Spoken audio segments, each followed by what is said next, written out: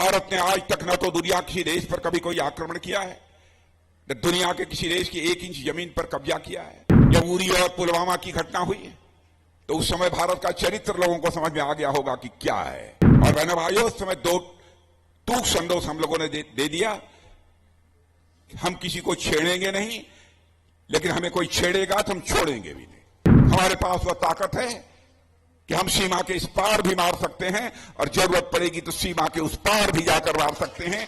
यह भारत के पास ताकत है। भारत के बारे में धारणा बदल गई है बहनों भाई।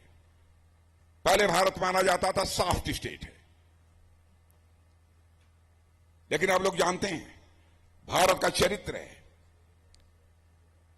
भारत ने आज तक न तो दुनिया के किसी देश पर कभी कोई आक्रमण किया है, न दुनिया के किसी देश की 1 इंच जमीन पर कब्जा किया है। यह भारत का चरित्र रहा है।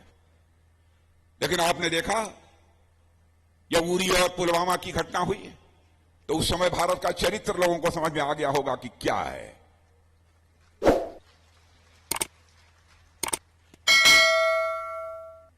और बहनों भाइयों, उस समय 2 टूक संदेश हम लोगों ने दे दिया, हम किसी को छेड़ेंगे नहीं, लेकिन हमें कोई छेड़ेगा तो हम छोड़ेंगे भी नहीं।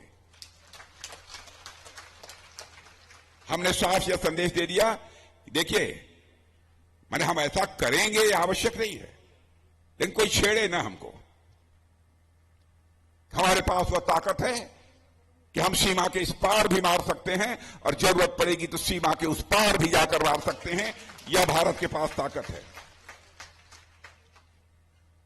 इन सब सारी चीजों के कारण मेरे बहनों भाइयों, सारी दुनिया में भारत की ताकत बढ़ी है। जम्मू कश्मीर में क्या क्या हुआ है मैं ही देख रहा था। मैंने बल्कि नोट बनाकर मैं चला कि क्या क्या चीजें हुई हैं, लेकिन मैं सारी चीजों की चर्चा करूंगा तो एक बहुत लंबा समय लगेगा, क्योंकि आप सबको उसके संबंध में जानकारी हो चुकी होगी। मैं अपने महामंत्री जी से पूछ रहा था, वो बतला रहे थे। सारे लोग इन सब सारी चीजों से अच्छी तरह परिचित हैं।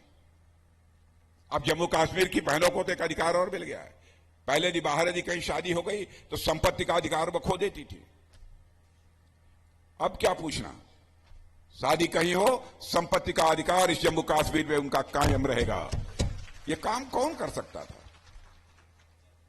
यह काम यदि कोई कर सकता था तो बहनों भाइयों हम ही लोगों की सरकार कर सकती थी।